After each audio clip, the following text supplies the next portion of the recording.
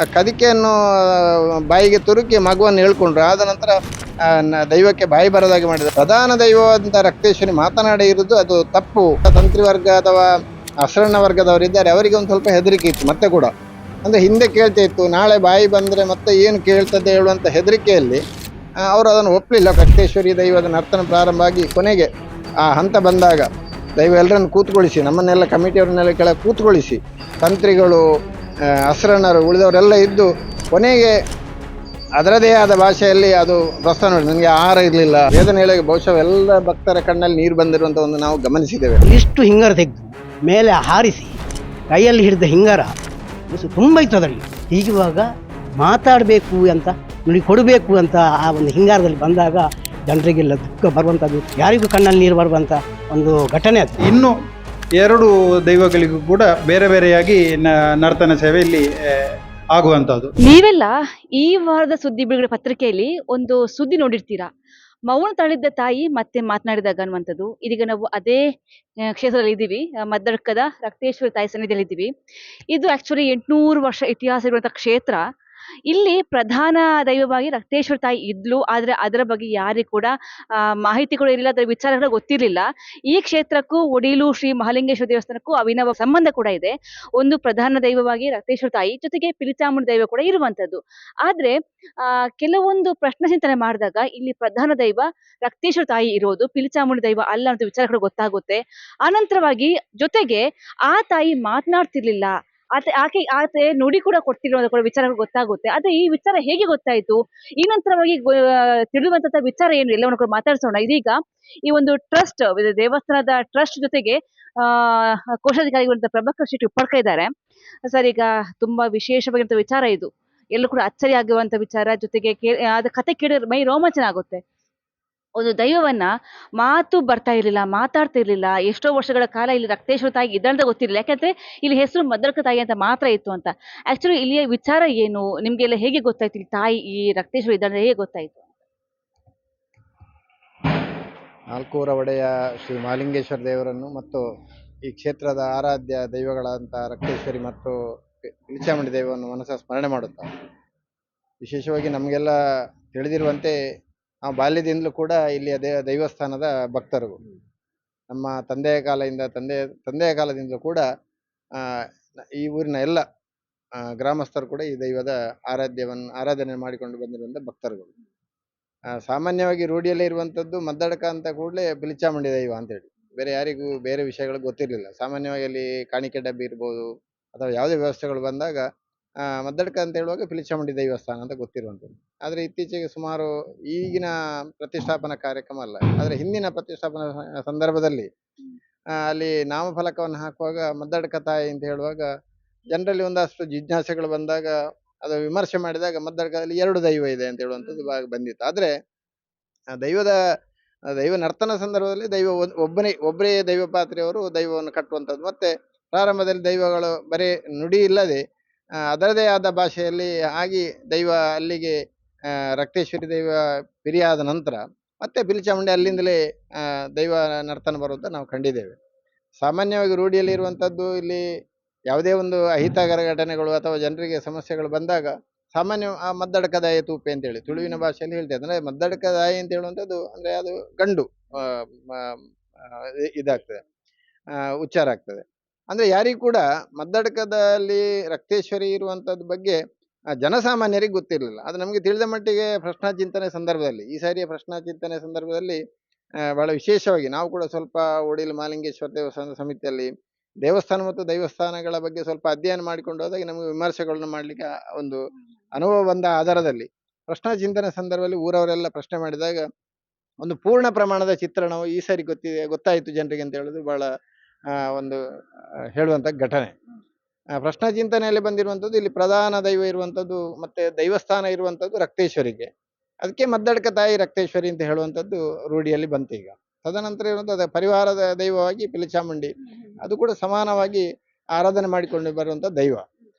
ಚಿಂತನೆಯಲ್ಲಿ ಬಂದಾಗ ಇಲ್ಲಿ ದೈವಸ್ಥಾನದ ಹಿನ್ನೆಲೆಯನ್ನು ತಿಳ್ಕೊಂಡಾಗ ಮೊನ್ನೆ ಉಲ್ಲೇಖ ಮಾಡಿದ ಹಾಗೆ ದಕ್ಷಿಣ ಕನ್ನಡ ಜಿಲ್ಲೆಯಲ್ಲಿ ನಮಗೆ ತಿಳಿದ ಮಟ್ಟಿಗೆ ಯಾವ ದೈವಸ್ಥಾನಗಳಿಗೂ ಕೂಡ ದೇವಸ್ಥಾನಕ್ಕೆ ಹುಂಬಳಿ ಕೊಟ್ಟಂತಹ ಒಂದು ದೈವಸ್ಥಾನ ಇಲ್ಲ. ಆದರೆ ಈ ದೇವಸ್ಥಾನಕ್ಕೆ 6 ಕಲಶ ಕಂಡ, ಅಂದ್ರೆ ಸಾಧಾರಣ ಒಂದು ಮುಡಿ ಹತ್ತಿರದ 1.5 ಮುಡಿ ಹತ್ತಿರದ ಗದ್ದೆ ಈ ದೇವಸ್ಥಾನಕ್ಕೆ ಹೊಂಬಳಿ ಇತ್ತು ಅಂತ ಹೇಳುವಾಗ ಇದರ ರಾಜವೈಭವ ಗೊತ್ತಾಗ್ತದೆ. ಅತ್ಯಂತ ರಾಜವೈಭವದಿಂದ ಇಲ್ಲಿ ನೇಮೋತ್ಸವ ಆಗ್ತಾ ಇತ್ತು. ವಿಶೇಷವಾಗಿ ನಮ್ಮ ಹತ್ತಿರದ ಈಗ ಪಶ್ಚಿಮ ಭಾಗದಲ್ಲಿರುವಂತ ಕುದುರೆಂಜ ಅಂತ ಹೇಳ್ತೇವೆ ನಾವು, ಅಲ್ಲಿಂದ ಭಂಡಾರ ಬರ್ತಾ ಇತ್ತು. ಆ ಕುದುರೆಂತೆ ಅಂತ ಹೇಳುವಂತ ಹೆಸರು ಬಂದದ್ದು ಕೂಡ ಅವರ ಸರ್ನೇಮ್ ಅಲ್ಲ, ಅದು ಅಲ್ಲಿ ಕುದುರೆ ಕಟ್ಟಿಕೊಂಡು ಕುದುರೆಯ ಮೂಲಕ ಇಲ್ಲಿ ಮೆರವಣಿಗೆಯಲ್ಲಿ ದೈವದ ಭಂಡಾರ ಬರ್ತಾ ಇತ್ತು. ಅದರ ಪರಿಣಾಮವಾಗಿ ಅಲ್ಲಿ ಕುದುರೆಂತ ಅಂತ ಆದ್ರು ಅಂತ ಹೇಳುದು. ಅವರ ಪರಿವಾರ ಈಗ ಧರ್ಮಸ್ಥಳದಲ್ಲಿ ಅವರು ವಾಸ್ತವ ಉಜಿರೆಯಲ್ಲಿದ್ದಾರೆ, ಸುರೇಶ್ ಕುದುರೆಂತೆ ಮತ್ತು ಗಿರೀಶ್ ಕುದುರೆಂತೆ ಹೇಳಿ. ಅವರು ಕೂಡ ಈ ಕ್ಷೇತ್ರಕ್ಕೆ ಬರ್ತಾ ಇದ್ದಾರೆ.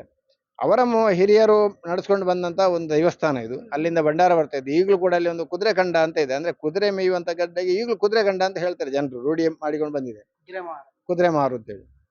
ತದನಂತರ ಕುದುರೆ ಇಲ್ಲದ ಸಂದರ್ಭದಲ್ಲಿ ಕುದುರೆಯ ಮುಖವಾಡನ್ನು ಇಟ್ಕೊಂಡು ಕೂಡ ಇಲ್ಲಿ ಭಂಡಾರ ಬರ್ತಾ ಇದ್ದು. ಕಾಲಕ್ರಮೇಣ ಅಲ್ಲಿ ಅವರು ಸ್ವಲ್ಪ ಕ್ಷೀಣ ಆಗ್ತಾ ಹೋದ ಹಾಗೆ ಆ ಭಂಡಾರ ಬರುವಂತ ವ್ಯವಸ್ಥೆ ಈಗ ಲಕ್ಷ್ಮೀನಾರಾಯಣ ಮಠ ಏನು ಮಠ ಇದೆ, ಲಕ್ಷ್ಮೀನಾರಾಯಣ ದೇವಸ್ಥಾನ ಮಠದಿಂದ ಬರ್ತಾ ಇದೆ. ಒಟ್ಟು ನಮ್ಗೆಲ್ಲ ತಿಳಿದ ಮಟ್ಟಿಗೆ ದೈವದ ಹಿನ್ನೆಲೆ ಪ್ರತೀತಿ, ದೈವ ಯಾಕೆ ಮಾತಾಡೋದಿಲ್ಲ ಅಂತ ಹೇಳುವಂತ ರೂಢಿ ಬಂದದ್ದು ಏನಂತ ಹೇಳಿದ್ರೆ, ಆ ದೈವ ಅದು ಮೇಲ್ಜಾತಿಯ ಒಂದು ಮಗುವನ್ನು ಬಲಿ ತಗೊಳ್ತಾ ಇತ್ತು, ಕೇಳ್ತಾ ಇತ್ತು. ಯಾವಾಗ ನೇಮೋತ್ಸವ ಆಗ್ತದೆ ಆಗ ಬಲಿಯನ್ನು ಕೇಳ್ತಾ ಇತ್ತು ರಕ್ತೇಶ್ವರ. ಅದಕ್ಕೋಸ್ಕರ ದರ್ಬೆಯ ಕದಿಕೆ ಅಂತ ಹೇಳ್ತೇವೆ ನಾವು, ಭತ್ತವನ್ನು ಸುತ್ತುವಂಥದ್ದು. ಆ ಕದಿಕೆಯನ್ನು ಮಾಡಿಕೊಂಡು ಅದರೊಳಗೆ ಮಗುವನ್ನಿಟ್ಟು ಆ ಕದಿಕೆಯನ್ನು ಬಾಯಿಗೆ ತುರುಕಿ ಮಗುವನ್ನು ಹೇಳ್ಕೊಂಡ್ರು. ಆದ ನಂತರ ದೈವಕ್ಕೆ ಬಾಯಿ ಬರದಾಗೆ ಮಾಡಿದ್ರು. ಅದು ಕೂಡ ಪ್ರಶ್ನೆಯಲ್ಲಿ ಕೂಡ ಬಂದಿದೆ, ಮೊನ್ನೆ ನರ್ತನದಲ್ಲಿ ಕೂಡ ಅದು ಹೇಳಿರುವಂತದ್ದು. ಆ ನಾಲಿಗೆಯನ್ನು 3 ಸೀಲಿ ದೈವ ಮಾತಾಡದಾಗೆ ಮಾಡಿದ್ದಾರೆ ಅಂತ ಹೇಳಿ. ಅದು ಯಾಕೆ ಆಯ್ತು, ಯಾರ ಮನೆದ್ದು ಮಗುವನ್ನು ಪಡ್ಕೊಂಡಿದ ಇಷ್ಟವರೆಗೆ ಅಂತ ಹೇಳುವಂಥದ್ದು, ಅದರ ಬಗ್ಗೆ ದಾಖಲೆಗಳು ನಮ್ಮಲ್ಲಿಲ್ಲ. ಯಾರು ರೂಢಿಯಾಗಿ ಬಂದಿದೆ ಅದನ್ನೇ ರೂಢಿಯಲ್ಲಿ ಅದು ಕೃಷ್ಣ ಚಿಂತನೆಯಲ್ಲಿ ಹೇಳಿದ್ರು. ಅದು ಒಂದು ಕಾಲದಲ್ಲಿ ಬಂದಿರ್ಬೋದು, ಆದ್ರೆ ಪ್ರಧಾನ ದೈವ ಅಂತ ರಕ್ತೇಶ್ವರಿ ಮಾತನಾಡಿ ಇರುವುದು ಅದು ತಪ್ಪು. ಅದು ಮಾತನಾಡಬೇಕು. ಅದಕ್ಕೋಸ್ಕರ ವಾಗೀಶ್ವರಿ ಪೂಜೆ ಮತ್ತು ವಾಗೀಶ್ವರಿ ಹೋಮ ಮಾಡಿಕೊಂಡು ಮಾತಾಡುವಾಗ ಮಾಡುವಾಗಂತ ಹೇಳುವಂಥದ್ದು ಚಿಂತನೆಯಲ್ಲಿ ಬಂದಿತ್ತು. ಭಕ್ತರೆಲ್ಲರೂ ಬಹಳ ಭಾರಿ ಖುಷಿಯಲ್ಲಿದ್ದರು, ಭಾರಿ ಸಂತೋಷದಲ್ಲಿದ್ದರು. ಆದರೂ ಕೊನೆಗೂ ಕೂಡ ಆ ಮೇಲ್ವರ್ಗದ ಏನು ಅಂತ ಹೇಳುವಂಥ ತಂತ್ರಿ ವರ್ಗ ಅಥವಾ ಅಸರಣ ವರ್ಗದವರಿದ್ದಾರೆ, ಅವರಿಗೆ ಒಂದು ಸ್ವಲ್ಪ ಹೆದರಿಕೆ ಇತ್ತು ಮತ್ತೆ ಕೂಡ.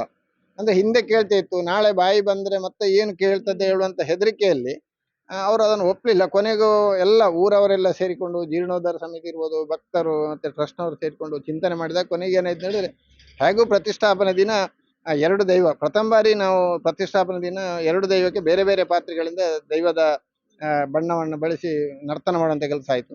ಆ ನರ್ತನ ಸಂದರ್ಭದಲ್ಲಿ ದೈವದ ಏನು ದರ್ಶನ ಆಗ್ತಾ ಇದೆ, ಆ ಸಂದರ್ಭದಲ್ಲಿ ಹೂವನ್ನು ತೆಗೆದು ಅಂತಿಮವಾಗಿ ದೈವದಿಂದಲೇ ಕೇಳೋದು, ಯಾವ ರೀತಿ ನಿನಗೆ ನುಡಿಬೇಕಾ, ಆಹಾರ ಏನು ಬೇಕು ಕೇಳುವಂತ ಒಂದು ಚಿಂತನೆ ಆಯಿತು. ಬಹುಶಃ ನಮಗೆಲ್ಲ ಅತ್ಯಂತ ಭಾವಪರವಶವಂತ ದಿನ ಮತ್ತು ಅತ್ಯಂತ ಸುದಿನ ಅಂತ ಹೇಳ್ಬೋದು. ಈ ಮದ್ದಡ್ಕದ ಇತಿಹಾಸದಲ್ಲಿ ಒಂದು ಮಾತನಾಡದ ದೈವ, ಮಾತನಾಡದೆ ಅಂತ ಹೇಳುವಂತ ಒಂದು ಭಾವುಕತೆಯಲ್ಲಿ ಬಹುಶಃ ದೊಡ್ಡ ಸಂಖ್ಯೆಯಲ್ಲಿ ಕೂಡ ಭಕ್ತರು ಸೇರಿದ್ರು. ಯಾಕಂತ ಹೇಳಿದ್ರೆ ದೈವದ ನುಡಿ, ದೈವದಲ್ಲಿ ಇರುವಂತೆ ದೇವರದಲ್ಲಿ ಬೇರೆ ರೀತಿ ಇದ್ರೆ ದೈವದಲ್ಲಿ ಇರುವಂತದ್ದು ನುಡಿ ಮತ್ತು ಗಂಧ ಪ್ರಸಾದ. ಆ ನುಡಿ ಕೊಡ್ಬೋದು ಅಂತ ಹೇಳುವಂತ ಒಂದು ಭಾವನೆಯಲ್ಲಿ ಮತ್ತೆ ಕುತೂಹಲದಲ್ಲಿ ಭಕ್ತರು ಸೇರಿದ್ರು.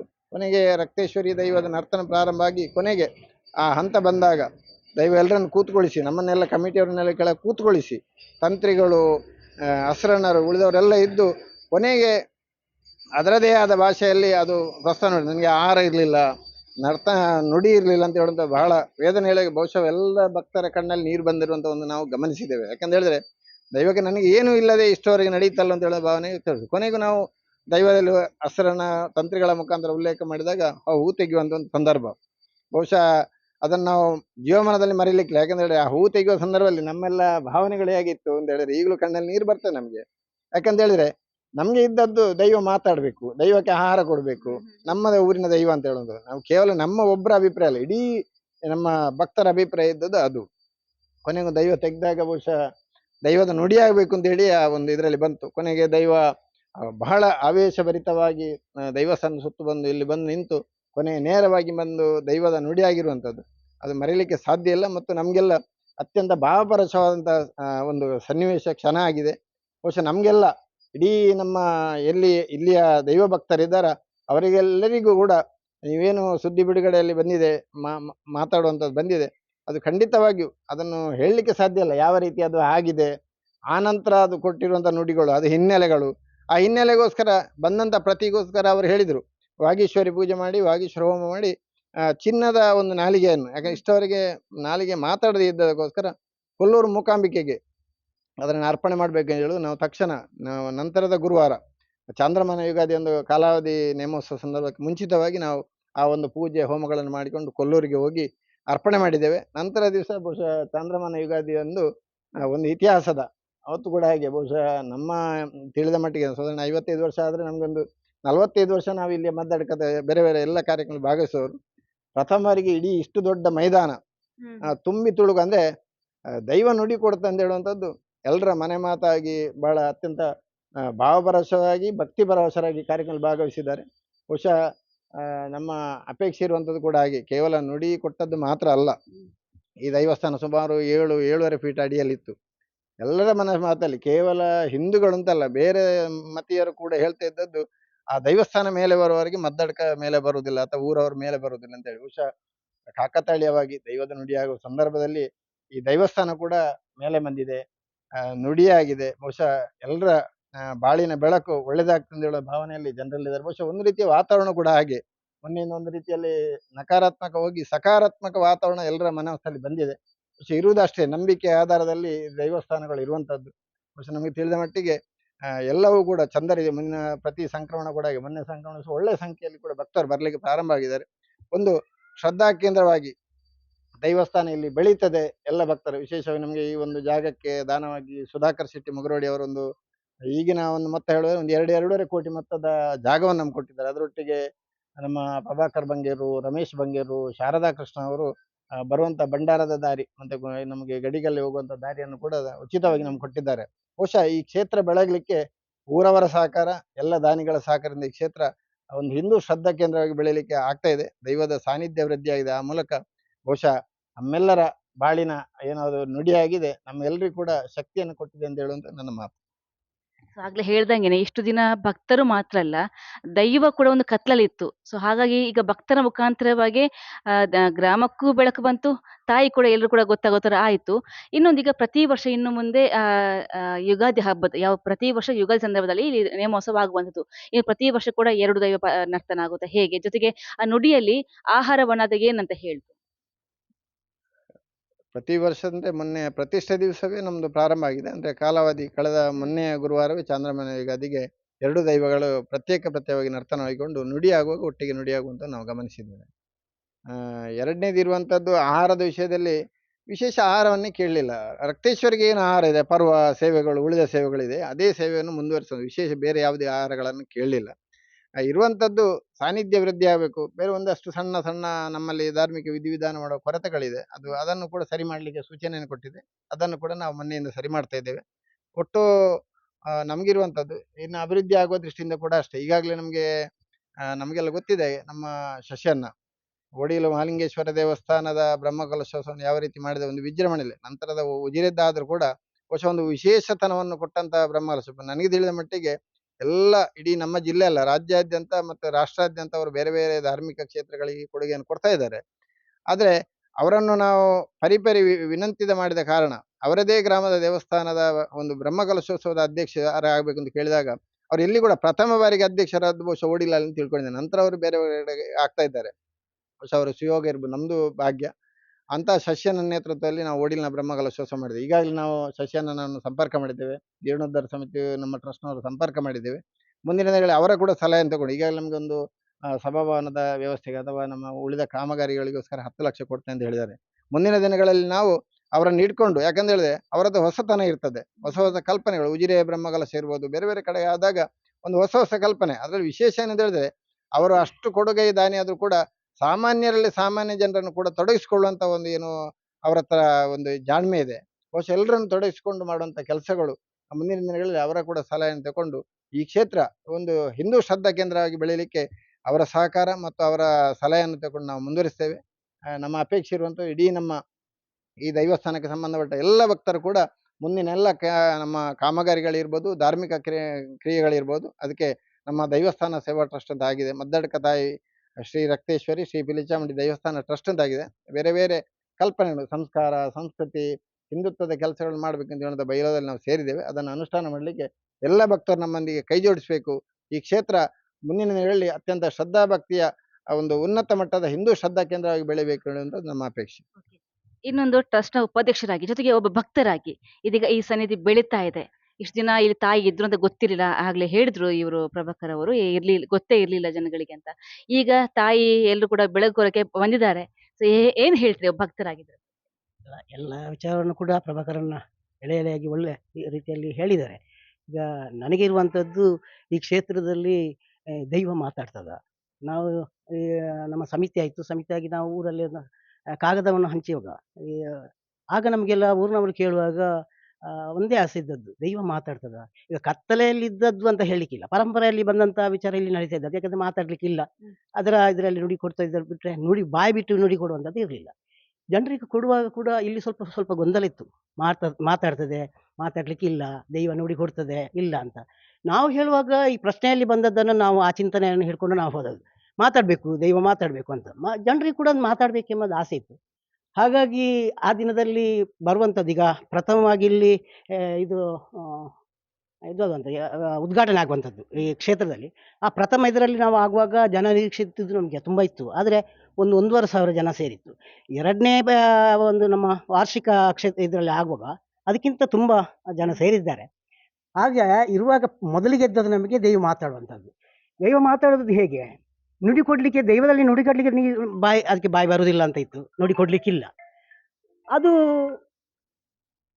ದೈವದಲ್ಲಿ ಕೇಳುವಂಥದ್ದು ಹೇಗೆ, ಈಗ ಅವರು ಅಸ್ರನನ್ನು ಕೇಳಬೇಕು, ಮತ್ತು ಅಲ್ಲಿ ದೈವವನ್ನು ಮಾತಾಡಿಸುವಂಥ ವ್ಯವಸ್ಥೆ ಇರುವಂಥ ಇವರು ಇದ್ದಾರಲ್ಲ, ಅವರು ಕೇಳುವಾಗ ಹೇಗೆ ಈಗ ಮಾತಾಡಬೇಕು ಅಂತ ಉಂಟು, ಜನರ ಊರಿನವರದೆಲ್ಲ ಅಪೇಕ್ಷೆ ಹಾಗೆ ಉಂಟು, ಹೇಗೆ ನೀನು ಮಾತಾಡ್ತೀಯ ಅಂತ ಹೇಳುವಾಗ ಅದು ತೆಗೆದದ್ದು ಹೇಗಿದ್ರೆ ಹಿಂಗಾರ, ಒಂದಿಷ್ಟು ಹಿಂಗಾರ ತೆಗೆದು ಮೇಲೆ ಹಾರಿಸಿ ಕೈಯಲ್ಲಿ ಹಿಡಿದ ಹಿಂಗಾರ ತುಂಬ ಇತ್ತು ಅದರಲ್ಲಿ. ಹೀಗಿರುವಾಗ ಮಾತಾಡಬೇಕು ಅಂತ, ನುಡಿ ಕೊಡಬೇಕು ಅಂತ ಆ ಒಂದು ಹಿಂಗಾರದಲ್ಲಿ ಬಂದಾಗ ಜನರಿಗೆಲ್ಲ ದುಃಖ ಬರುವಂಥದ್ದು, ಯಾರಿಗೂ ಕಣ್ಣಲ್ಲಿ ನೀರು ಬರುವಂಥ ಒಂದು ಘಟನೆ ಅದು. ತುಂಬ ನಮಗೆ ರೋಮಾಂಚನ ಆಗಿದೆ. ನಾವನ್ನೆಲ್ಲ ಹತ್ತಿರ ಕೂತ್ಕೊಂಡು ಹಾಗೆ ಮಾತಾಡೋದು. ಈಗ ಹೇಗೆ ಸೀದಾ ಇಲ್ಲಿ ದೈವ ಇಲ್ಲಿಗೆ ಬಂದದ್ದು, ಇಲ್ಲಿ ಬಂದಲ್ಲಿ ದೈವದಲ್ಲಿ ಅವರ ಭಾಷೆಯಲ್ಲಿ ಮಾತಾಡಿ ನುಡಿ ಕೊಟ್ಟದ್ದೇ. ಆಗ ಇಡೀ ರೋಮಾಂಚನ ಆಗಿದೆ. ಜನರೆಲ್ಲ ಬಂದು ದೂರ ಇದ್ದವರು ಕೂಡ ಹತ್ತಿರ ಬಂದು ನೋಡಿದ್ದಾರೆ. ಅದನ್ನೆಲ್ಲ ಮರೆಯುವಂಥದ್ದಲ್ಲ. ನಮಗೆ ಆಸೆ ಇದ್ದದ್ದು ಕೂಡ ಅಷ್ಟೇ. ಹಾಗಂತ ಪ್ರತಿಷ್ಠೆ ಇಲ್ಲ ನಮಗೆ. ಮಾತಾಡ್ಬೇಕಂದ್ರೆ ಮಾತಾಡ್ಲಿಕ್ಕೆ ಯಾಕೆ ಇಲ್ಲ, ಈಗ ಪ್ರಶ್ನೆಯಲ್ಲಿ ಕೂಡ ಪ್ರಶ್ನೆ ಚಿಂತೆಯಲ್ಲಿ ಕೂಡ ಬಂದು ಮಾತಾಡಬೇಕು ದೈವ. ಯಾಕೆ ಮಾತಾಡ್ಲಿಕ್ಕಿಲ್ಲ, ಎಲ್ಲ ಕಡೆ ಇರುವಂಥ ದೈವ ಮಾತಾಡ್ತಾ, ಇಲ್ಲಿ ಯಾಕೆ ಮಾತಾಡೋದಿಲ್ಲ, ಇದನ್ನು ಯಾಕೆ ಕತ್ತಲಿಟ್ಟಿದ್ದಾರೆ ಅಂತ ನಮ್ಗೆ ಗೊತ್ತಿಲ್ಲ. ಹಿಂದಿನವರು ಹಾಗಂತ ಹಿಂದಿನವರು ಮಾಡಿಕೊಂಡು ಬಂದದ್ದು ತಪ್ಪು ಅಂತಗಲ್ಲ.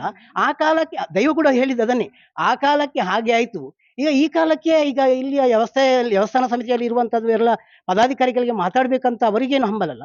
ಆದರೆ ಪ್ರಶ್ನೆ ಚಿಂತನೆಯಲ್ಲಿ ಬಂದದ್ದನ್ನು ಬೇಕು, ಮಾತಾಡಬೇಕು, ಮಾತಾಡಿದ್ರೆ ನಮಗೆ ಒಳ್ಳೆ ರೀತಿಯಂತ ಒಂದು ಅನುಗ್ರಹ ಕೊಡ್ತಾರೆ ಅಂತ ಎಲ್ಲರನ್ನು ಕೂತೊಳಿಸಿ, ನನ್ನ ಮಕ್ಕಳು ಅವರಿಗೊಂದು ಆಸೆ, ಈಗ ಆಸೆ ಉಂಟು, ಕೂತೊಳಿದ್ದಾರೆ ಮನಸ್ಸಿನಲ್ಲಿ, ಅವರಿಗೆ ತುಂಬ ಸಂತೋಷ ಇದೆ ನಾನು ಮಾತಾಡಿದೆ ಅಂತ. ಹಾಗಾಗಿ ನಾನು ಮಾತಾಡಿದ್ದೇನೆ. ನಾನು ಇನ್ನೂ ಕೂಡ ಈ ಕ್ಷೇತ್ರವನ್ನು ಇನ್ನಷ್ಟು ಒಂದು ಅಭಿವೃದ್ಧಿ ಕೆಲಸದಲ್ಲಿ ಆಗಾಗ ನೀವು ಮಾಡಿಕೊಡಿ ಬರ್ತೀರಾ, ಅದಕ್ಕೆ ನನ್ನ ಸಂಪೂರ್ಣ ಖಂಡಿತ ನಾನು ಆಶೀರ್ವಾದ ಮಾಡ್ತೇನೆ ಅಂತ ದೈವ ಹೇಳಿದೆ. ಅದು ನಮಗೆ ತುಂಬ ನಮ್ಮ ಈ ಜೀವನದಲ್ಲಿ ಮರೆಯದಾಗದಂತಹ ಒಂದು ಘಟನೆ. ಹಾಗೆ ನಮಗೆಲ್ಲ ಸಂತೋಷ ಆಗಿದೆ.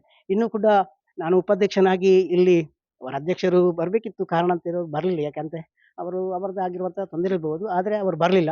ನನ್ನನ್ನು ಅವರು ಕೂಡ ಹೇಳಿದ್ದಾರೆ, ನನ್ನ ನೇತೃತ್ವದಲ್ಲಿ ಇನ್ನು ಉಪಾಧ್ಯಕ್ಷನಾಗಿ ನೀನು ಕೆಲಸ ಮಾಡಬೇಕಂತ. ನಾನು ಎಲ್ಲಿ ವಿಧಿವಿಧಾನದಲ್ಲಿ ನಾನು ಕೂಡ ಭಾಗವಹಿಸಿ ನಾನು ಅದರಲ್ಲಿ ಇದ್ದಿದ್ದೇನೆ. ನನಗೂ ಕೂಡ ಸಂತೋಷ ಆಗಿದೆ. ನನ್ನ ಊರು ಪನಕಜೆ, ಆದರೂ ಕೂಡ ಈ ಗ್ರಾಮಕ್ಕೆ ಬಂದು, ಈ ಊರಿಗೆ ಬಂದು ನಾನು ಇಷ್ಟೊಂದು ಒಳ್ಳೆಯ ಕೆಲಸವನ್ನು ನನಗೆ ಭಾಗವಹಿಸಿ ಆ ತಾಯಿ, ನನಗೆ ರತ್ನೇಶ್ವರಿ ತಾಯಿ ನನಗೆ ಅನುವು ಮಾಡಿಕೊಟ್ಟಿದ್ದಾರೆ. ಅದನ್ನೆಲ್ಲ ನೆರವೇರಿಸಿದ್ದೇನೆ. ಇನ್ನೂ ಕೂಡ ಮುಂದಿನ ಕಾರ್ಯಗಳಲ್ಲಿ ಎಲ್ಲದಕ್ಕೂ ನಾನು ಭಾಗವಹಿಸ್ತೇನೆ. ಇಲ್ಲಿ ನಡೆಯುವಂಥ ತುಂಬ ಇನ್ನೂ ಅಭಿವೃದ್ಧಿ ಕೆಲಸಗಳಾಗಬೇಕು. ಅದೇ ಒಳ್ಳೆ ರೀತಿಯಿಂದ ನಡೆಸುವಂತೆಯ ರತ್ನೇಶ್ವರಿ ಮತ್ತು ವ್ಯಾಘ್ರಚಾಮುಂಡಿ ಅನುಗ್ರಹಿಸಲಿ ಅಂತ ಪ್ರಾರ್ಥಿಸುತ್ತಾ, ಮುಂದಿನ ಎಲ್ಲ ಕೆಲಸಗಳಿಗೂ ಕೂಡ ನಾವು ಸಂತೋಷದಿಂದ ಇಲ್ಲಿ ಭಾಗವಹಿಸಿದ್ದೇವೆ. ಇನ್ನೊಂದು, ಹಿಂದೆ ಈ ಒಂದು ಸನ್ನಿಧಿ ಹೇಗಿತ್ತು? ಅಲ್ಲಿ ಗುಡಿ ಇತ್ತಾ, ಅಥವಾ ಆ ಗುಡಿಯಲ್ಲಿ ಯಾವ ತರ ದೈವವನ್ನು ಆರಾಧನೆ ಮಾಡಲಾಗ್ತದೆ? ಅಂದರೆ ಹಿಂದೆ ಇಲ್ಲಿ ಕಟ್ಟಲ ಅಂತ ಹೇಳಿದ್ದಾರೆ, ಆ ರೀತಿಯಲ್ಲಿ ನೇಮೋತ್ಸವ ಆಗ್ತಿತ್ತು. ಒಂದೇ ದೈವ, ಸಿರುವಿಗೆ ಪಿಲಿಚಾಮುಂಡಿಗೆ ಕಟ್ಟಿ, ನಂತರ ರಕ್ತೇಶ್ವರಿಗೆ ಅಂತೆ. ನಾವು ನೋಡ್ತಿದ್ದದ್ದು ಮಾತ್ರ ಮೇಡಮ್. ನಾವು ಇಲ್ಲಿಗೆ ಬಂದು ಅದನ್ನು ಹೀಗೆ ಮಾಡಿ ಹಾಗೆ ಮಾಡುವಂಥದ್ದಿಲ್ಲ. ಹಾಗೆ ಮಾಡ್ತಿದ್ರು. ಇದು ತುಂಬ ಗುಂಡಿಯಲ್ಲಿತ್ತು, ಈ ಜಾಗ ಏನು ಸರಿ ಇರಲಿಲ್ಲ. ಮತ್ತು ಇದು ಇವರೆಲ್ಲ ಇಲ್ಲಿ ಲೆವೆಲ್ ಮಾಡುವಾಗ ಇಲ್ಲಿ ಗುಂಡಿಯಲ್ಲಿತ್ತು. ಇದಕ್ಕೆಲ್ಲ ತುಂಬ ಸಹಕಾರದಿಂದ ಇಷ್ಟೊಂದು ಲೆವೆಲ್ ಆಗಿ ಮಾಡುವಂಥ ವ್ಯವಸ್ಥೆ ಮಾಡುವಾಗಲೇ ನಮಗೆ ತುಂಬ ಸಂತೋಷ ಆಗಿತ್ತು. ಅಂದ್ರೆ ಗುಡಿಯಲ್ಲಿ ಯಾವ ದೈವ ಇತ್ತು, ಅದು ಹೇಗಿತ್ತು? ಅಂದರೆ ಪಿಲಿಚಾಮುಂಡಿದು ಇದು ಕೂಡ ಒಳಗೇನಿತ್ತು. ಅದು ಪಿಲಿಚಾಮುಂಡಿದ್ದು ನಿಜವಾಗಿ ಅದರಲ್ಲಿದ್ದದ್ದು ಪಿಲಿಚಾಮುಂಡಿ. ರಕ್ತೇಶ್ವರಿ ಇಲ್ಲಿದ್ದದಂತ ಗೊತ್ತಿರಲಿಲ್ಲ. ಕಲ್ಲಿನ ಒಂದು ಇದು ಒಳಗಿತ್ತು. ಒಳಗೆ ಪಿಲ್ಚಾಂಡಿದ್ದು ಇದು ಉಂಟಲ್ಲ ಮೂರ್ತಿ, ಹುಳಿಯದ್ದು ಅದು ಕೂಡ ಒಳಗಿತ್ತಲ್ಲ. ಹಾಗಾಗಿ ಇದು ಪಿಲ್ಚಾಂಡಿಂತೆ ಮನಸ್ಸಿನಲ್ಲಿ ಇತ್ತು. ಹೀಗೆ ಬೇರೆ ಬೇರೆ ಅಂತ ಗೊತ್ತಾಗಲಿಲ್ಲ. ನಿಜವಾಗಿ ನಮಗೆ ಇರುವಂಥದ್ದು ಇದು ರಕ್ತೇಶ್ವರಿ ದೇವಿದೇ ಇದು ಪಿಲಿಚಾಮುಂಡಿ ಕಟ್ಟೆ. ಆದರೆ ಮೊದಲು ಹೇಗಿತ್ತು ಅಂದರೆ ಪಿಲಿಚಾಮುಂಡಿ ಕಟ್ಟೆ ಇಲ್ಲಿ ಇತ್ತು, ಆದರೆ ಇದು ಹುಳಿದ್ದೊಂದು ಮೂರ್ತಿ ಒಳಗಿತ್ತಲ್ಲ. ಹಾಗಾಗಿ ಅದು ರಕ್ತೇಶ್ವರಿ ಆಗಿರ್ಬೋದು, ಹಾಗೆಲ್ಲ ಇತ್ತು. ಆದರೆ ಮೊನ್ನೆಯ ದಿನದಲ್ಲಿ ಎಲ್ಲ ಕೂಡ ಜನರಿಗೆ ಆ ಗೊಂದಲದೆಲ್ಲ ಸರಿಯಾಗಿದೆ, ಒಳ್ಳೆ ರೀತಿಯಿಂದ ಆಗಿದೆ. ಇನ್ನು ಈಗ ಮೊನ್ನೆ ನಡೆದಂತಹ ಒಂದು 2ನೇ ಇದರಲ್ಲಿ ನಮಗೆ ಯುಗಾದಿಗೆ ನಡೆದಂಥದ್ದು, ಅದು ಕಾಲಾವಧಿಗೆ ನಡೆಯುವಂಥದ್ದು. ಆ ದಿನ ನಮಗೆ ಒಂದು 2,000 ಭಕ್ತರು ಸೇರಿದ್ದಾರೆ. 2,000ಕ್ಕಿಂತ ಹೆಚ್ಚು ಭಕ್ತರು ಸೇರಿದ್ದಾರೆ. ಎಲ್ಲ ಊಟದ ವ್ಯವಸ್ಥೆ ಕೂಡ ಒಳ್ಳೆ ರೀತಿಯಿಂದ ಆಗಿದೆ. ಒಳ್ಳೆ ದೇವಿ ನಮ್ಮ ರಕ್ತೇಶ್ವರಿ ದೇವಿ ಎಲ್ಲರಿಗೂ ಕೂಡ ಅನುಗ್ರಹ ಮಾಡಿದ್ದಾರೆ. ನಮ್ಮ ಕೂಡ ಕೆಲಸ ಈ ರೀತಿಯಲ್ಲಿ ಆಗ್ಬೋದಾ ಅಂತ ಹೇಳಿದ್ದಕ್ಕಿಂತ ಅದಕ್ಕಿಂತ ದುಪ್ಪಟ್ಟಾಗಿ ನಮಗೆ ಇಲ್ಲಿ ಮಾಡುವಂತಹ ವ್ಯವಸ್ಥೆ ಎಲ್ಲ ಕೂಡ ಒಳ್ಳೆಯದಾಗಿದೆ ಅಂತ ನಮಗೆ ಇಲ್ಲಿ ಸಂತೋಷ ಆಗಿದೆ. ದೈವಸ್ಥಾನದ ಜೀರ್ಣೋದ್ಧಾರ ಸಮಿತಿಯ ಪ್ರಧಾನ ಕಾರ್ಯದರ್ಶಿ ಆಗಿರುವಂತಹ ಸುದೀಪ್ ಶೆಟ್ಟಿ ಈಗ ಇದ್ದಾರೆ. ಸರ್, ಈ ಒಂದು ರಕ್ತೇಶ್ವರಿ ತಾಯಿ ಇಷ್ಟು ವರ್ಷಗಳ ಕಾಲ ಆಕಿ ಇದ್ಲೋ ಇಲ್ವೋ ಅಂತ ಗೊತ್ತಿರಲಿ, ಬಟ್ ಈಗ ನಿಮ್ಮ ಕಾಲಮಾನದಲ್ಲಿ, ನಿಮ್ಮ ಒಂದು ಜೀರ್ಣೋದ್ಧಾರದಲ್ಲಿ ಅದು ಕಂಡು ಬಂತು. ಜೊತೆಗೆ ಎಷ್ಟೋ ವರ್ಷದಿಂದ ಹಾಗೆ ಮಾತೇ ಬರ್ತಿರಲಿಲ್ಲ. ಈಗ ನಿಮ್ಮ ಒಂದು ಕೆಲಸ ಎಲ್ಲ ಒಂದು ಭಕ್ತಿ ಶ್ರದ್ಧೆಯಿಂದಾಗಿ ಈಗ ಆಕೆ ಮಾತನಾಡುವ ಥರ ಆಗಿದ್ದಾಳೆ. ಸೊ ಇದೆಲ್ಲ ನೋಡಿದಾಗ ಏನು ಅನಿಸ್ತಾ ಇದೆ ನಿಮಗೆ? ಹೌದು, ನಾನು ಪ್ರಧಾನ ಕಾರ್ಯದರ್ಶಿಯಾಗಿ ಕಳೆದ 1 ವರ್ಷದಿಂದ ದೈವಸ್ಥಾನ ಜೀರ್ಣೋದ್ಧಾರ ಇರ್ಬೋದು, ಮತ್ತು ಹಲವಾರು ವೈದಿಕ ಕಾರ್ಯಕ್ರಮಗಳಲ್ಲಿ ಸಕ್ರಿಯವಾಗಿ ತೊಡಗಿಸಿಕೊಂಡಿದ್ದೇನೆ. ಮೊದಲು ಇಲ್ಲಿ ಒಂದು ಇತಿಹಾಸದಿಂದಲೇ ಒಂದು ಕಥೆ ಇತ್ತು, ದೈವಕ್ಕೆ ಬಾಯಿ ಬರುವುದಿಲ್ಲ. ಅದು ಒಂದು ಮೊದಲು ಇತಿಹಾಸದಲ್ಲಿ ಒಂದು ಬ್ರಾಹ್ಮಣ ವರ್ಗದ ನರಬಲಿ ಕೇಳ್ತಾ ಇತ್ತು ಅಂತ ಒಂದು ಕಥೆ ಇದೆ. ಅದರ ನಂತರ ವೈದಿಕ ವರ್ಗದವರು ಅದನ್ನು ಮಂತ್ರಶಕ್ತಿಯಿಂದ ಅದರ ಬಾಯಿ ಬಂದ್ ಮಾಡಿದರು, ಮಾತಾಡಲಿಕ್ಕೆ ಇಲ್ಲ, ನುಡಿ ಇಲ್ಲ ಅನ್ನುವಂಥ ಒಂದು ಸಂಪ್ರದಾಯ ಇತ್ತು. ಆದರೆ ನಾವು ಮದ್ದಡ್ಕ ದೇವಸ್ಥಾನದಲ್ಲಿ ಪ್ರಶ್ನಾ ಚಿಂತನೆ ಇಟ್ಟು ದೈವಸ್ಥಾನ ಅಭಿವೃದ್ಧಿಯ ವಿಚಾರದ ಬಗ್ಗೆ ಜಿಜ್ಞಾಸೆ ಮಾಡುವಂಥ ಸಂದರ್ಭದಲ್ಲಿ ದೈವ ಮಾತಾಡ್ಬೋದು, ನುಡಿ ಕೊಡ್ಬೋದು ಅನ್ನುವಂಥ ಒಂದು ವಿಚಾರ ಬಂದಿತ್ತು. ಅದೇ ಪ್ರಕಾರ ಅದರ ಒಂದು ಕಟ್ಟುಕಟ್ಟಲೆಯಂತೆ ನೇಮೋತ್ಸವದ ದಿನ ಕೂಡ ದೈವದಲ್ಲೇ ಅದನ್ನು ಒಂದು ಪಿಂಗಾರದ ಮುಖಾಂತರ ತೆಗೆದು ನೋಡಿದಾಗ ಅದು ನಾನು ನುಡಿ ಕೊಡ್ತೇನೆ, ಅದೇ ರೀತಿ ಆಹಾರವನ್ನು ಕೂಡ ನಾನು ತಗೊಳ್ತೇನೆ ಅನ್ನುವಂಥದ್ದು ಬಂತು. ಆ ಸಂದರ್ಭದಲ್ಲಿ ನಮಗೆ ತುಂಬ ಖುಷಿಯಾಯಿತು. ಯಾಕೆಂದರೆ ಇಷ್ಟು 200 ವರ್ಷಗಳಿಂದನೇ ಆಹಾರ ಇಲ್ಲದಂಥ ಒಂದು ದೈವ ನಮ್ಮ ಮುಂದಾಳತ್ವದಲ್ಲಿ ನಾವೊಂದು ದೈವಸ್ಥಾನ ಜೀರ್ಣೋದ್ಧಾರ ಕೆಲಸ ಮಾಡುವಂಥ ಸಂದರ್ಭದಲ್ಲಿ ಈ ರೀತಿ ಒಂದು ಹೊಸ ಇತಿಹಾಸ ಆರಂಭವಾಯ್ತಲ್ಲ ಅನ್ನೋದು ಅಂತ ಒಂದು ವಿಚಾರ ತಿಳಿದು ನಮಗೆ ತುಂಬ ಖುಷಿಯಾಯಿತು. ಸಮಿತಿಯವರು ನಾವು ಬಹಳಷ್ಟು ಸಂಭ್ರಮ ಪಟ್ಟಿದ್ದೇವೆ. ಇದೊಂದು ಯಾವುದೋ ಒಂದು ಮೌಢ್ಯತೆಯಿಂದಾಗಿ ಕೇವಲ ಭಕ್ತರು ಮಾತ್ರ ಅಲ್ಲ, ತಾಯಿ ಕೂಡ ಒಂದು ಕತ್ತಲಲ್ಲಿ ಇದ್ಲು. ಸೊ ಇದನ್ನ ಕೇಳಿದಾಗ ನಿಮ್ಗೆ ಈಗ ಎಷ್ಟು ಆಕೆ ಹಾಗಿದ್ಲಲ್ವಂತ ಆ ಒಂದು ಭಾವನೆ ಯಾವ ತರ ನಿಮ್ಗೆ ಹೌದು, ಇದೊಂದು ಮೌಢ್ಯತೆ ಅನ್ನೋದಕ್ಕಿಂತಲೂ ಒಂದು ನಂಬಿಕೆ ವಿಚಾರ ಆಗಿತ್ತು. ಯಾಕೆಂದರೆ ಈಗ ಅಲ್ಲಿ ಪ್ರಸ್ತುತ ಇರುವಂಥ ವೈದಿಕ ವರ್ಗ ಇರ್ಬೋದು, ಅಥವಾ ಹಸರನ್ನರು ಇರ್ಬೋದು, ಅಥವಾ ಆಡಳಿತ ಮುಕ್ತೇಶ್ವರರಿಗೆ ಆ್ಯಕ್ಚುಲಿಯಾಗಿ ಒಂದು 200 ವರ್ಷದ ಮೊದಲು ಯಾವ ರೀತಿ ಆಯಿತು, ಏನಾಯಿತು ಅನ್ನೋದಕ್ಕೆ ಒಂದು ಸೂಕ್ತ ಪುರಾವೆಗಳು ಇಲ್ಲ. ಅದಕ್ಕೋಸ್ಕರ ಹಿರಿಯರು ಏನು ಮಾಡಿಕೊಂಡು ಬಂದಿದ್ದಾರೆ ಅದನ್ನೇ ಮುಂದುವರಿಸಿಕೊಂಡು ಬಂದರು.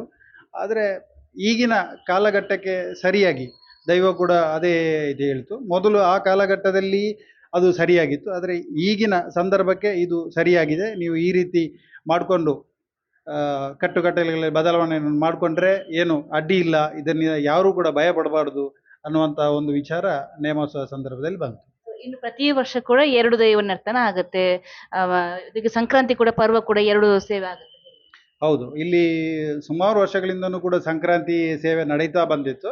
ಆದರೆ ನೇಮೋತ್ಸವ ಸಂದರ್ಭದಲ್ಲಿ ಮೊದಲು ರಕ್ತೇಶ್ವರಿಗೆ ನರ್ತನ ಸೇವೆ ಆಗಿ ಅದೇ ದೈವ ಮತ್ತು ಪಿಲಿಚಾಮುಂಡಿಯ ನರ್ತನ ಮಾಡ್ತಿದ್ದಂಥ ಒಂದು ಕಟ್ಟುಕಟ್ಟಲೆ ಇತ್ತು. ಆದರೆ ಇನ್ನು 2 ದೈವಗಳಿಗೂ ಕೂಡ ಬೇರೆ ಬೇರೆಯಾಗಿ ನರ್ತನ ಸೇವೆ ಇಲ್ಲಿ ಆಗುವಂಥದ್ದು. ಮೊದಲಿಗೆ ರಕ್ತೇಶ್ವರಿ ಪ್ರಧಾನ ದೈವವಾಗಿ ರಕ್ತೇಶ್ವರಿಗೆ ನೇಮೋತ್ಸವ ಆಗಿ ನಂತರ ಪಿಲಿಚಾಮುಂಡಿಗೆ ನೇಮೋತ್ಸವ ಆಗ್ತದೆ. ನೋಡಿದ್ರಲ್ಲ ವೀಕ್ಷಕರೇ, ನಿಜ ಕೂಡ ಮೈ ರೋಮಾಂಚನಗುವಂಥ ವಿಚಾರವಿದು. ಇನ್ನು ಮುಂದೆ ಈ ಒಂದು ಕ್ಷೇತ್ರ ಶ್ರದ್ಧಾ ಕೇಂದ್ರವಾಗಿ ಬೆಳಗ್ಗೆ ಭಕ್ತಾದಿ ಭಕ್ತರಿಗೆ ಅನುಗ್ರಹ ನೀಡಲಿ ಅಂತ ಹೇಳ್ತಾ, ನಯನ ಪ್ರಸಾದ್ ಜೊತೆಗೆ ಶ್ರೇಯಸ್ ಶೆಟ್ಟಿ, ಸುದ್ದಿ ನ್ಯೂಸ್, ಮದ್ದಡ್ಕ.